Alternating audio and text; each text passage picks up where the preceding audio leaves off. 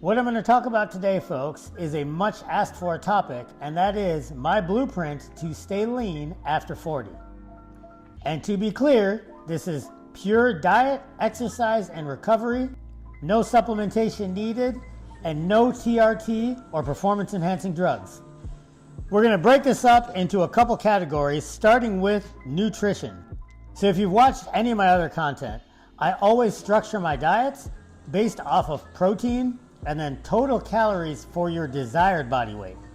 Generally starting at 2.2 grams per kilogram, or roughly 1 gram per pound of body weight. After protein, we calculate for fats starting at 0.5 to 1 gram per kilogram. But now for us over 40 folk, you might need, depending on your skin, your hormones, and a couple other things, you might need to slightly titrate that fat content up. And I say slightly titrate to be very specific, not trying to be clever, because if you pull the fat lever just a little bit too hard, it's not the end of the world, but it might make it a little bit harder for you to stay lean, since each gram of fat is 9 calories versus the 4 for carbs and protein. How I manage this is, without measuring, I just choose from fattier cuts of meat. I'll have pork loin instead of chicken breast, for instance. Or just not trim my steak. 80% ground beef instead of 93 or 96% ground beef, and so on. And then as far as carbs, your max allotted carbs per my diet model is whatever's left over after you subtract your protein and your fats from your total target weight calories. That said, I manipulate my carb content based on, number one, my training volume, but number two, my background activity throughout the day. If it's a travel day or I'm doing a lot of walking around my job sites, I might have a higher amount of carbs, which for me generally means more barbecue sauce. Whereas if it's a very paperwork, office-oriented type of day, I'll reduce my carbs, because remember folks, most of your metabolism is from non-exercise activity and the cost to keep the lights on. Even if, like I do, you train a couple hours a day, every day, all that training volume in terms of caloric expenditure is still a drop in the bucket compared to everything else in aggregate. Couple of other quick tips and tricks that I use to easily stay lean. Number one, don't do cheat meals. If you feel like you really need to quote unquote reward yourself or have an extra meal or whatever, just eat more protein, especially if you're starting at the 2.2 grams per kilogram. You can potentially utilize up to possibly a whole nother gram per kilogram of protein. So if you're extra hungry or you want a cheat meal or something, order like a 16-ounce porterhouse instead of the 8. You know what I mean? Have another beef patty. Have another chicken breast.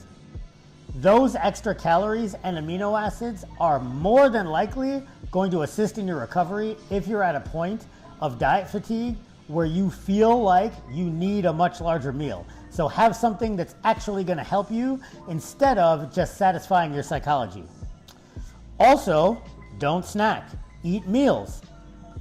Go a meaningful period of time between meals. You can get the same benefits of intermittent fasting without having to fast and actually suffer from fatigue, reduced mental performance, hunger pangs, cravings, all this kind of stuff. Just don't eat whenever there's food in front of you. Go like 2, 3, 4 hours without eating between meals, and then eat 3, 4 meals or however many you need to meet your protein and calorie requirements, and you can get all the benefits and none of the downsides.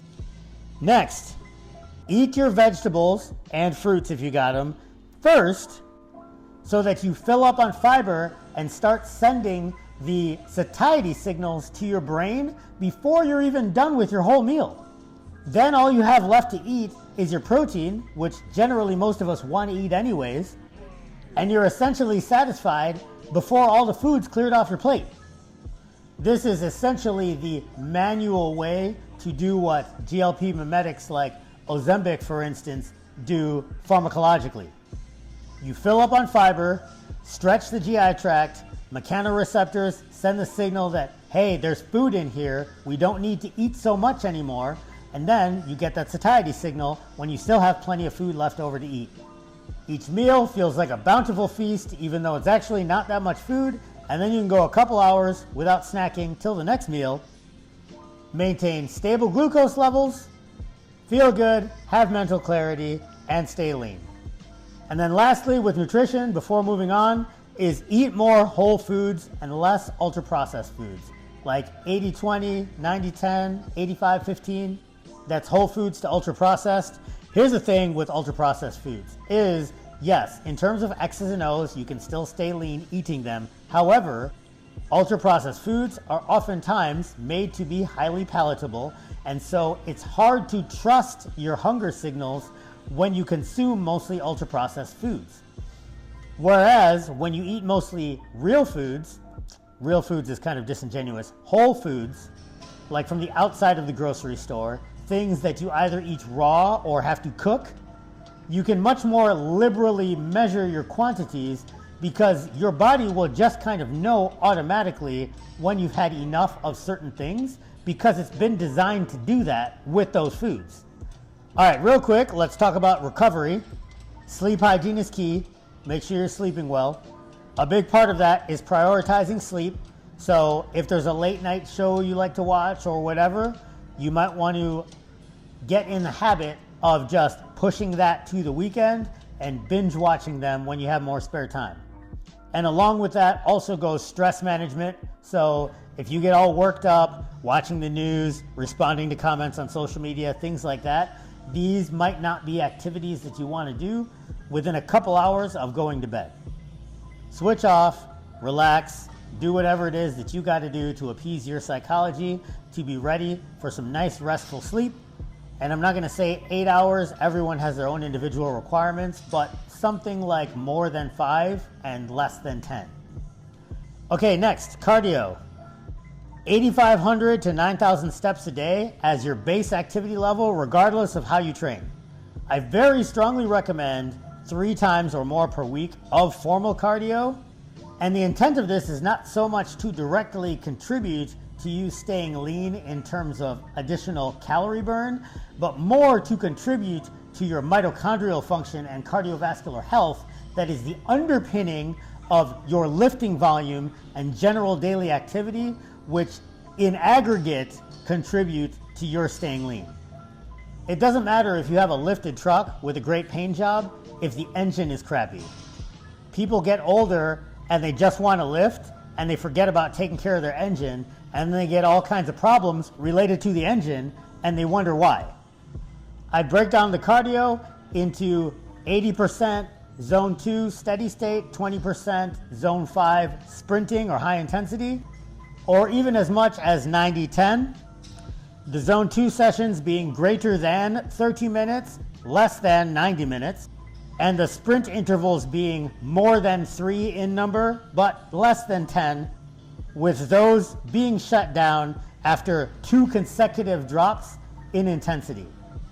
In other words, if you slow down 2 iterations in a row, it's likely those sprints aren't sufficiently stimulative anymore, so you might as well shut them down so as to not accumulate additional fatigue. And then lastly, the thing you've been waiting for, lifting. Spread your lifting volume out with more frequency. This is why I came up with my small workout series, so I could have short 2 exercise workouts, 5 sets each.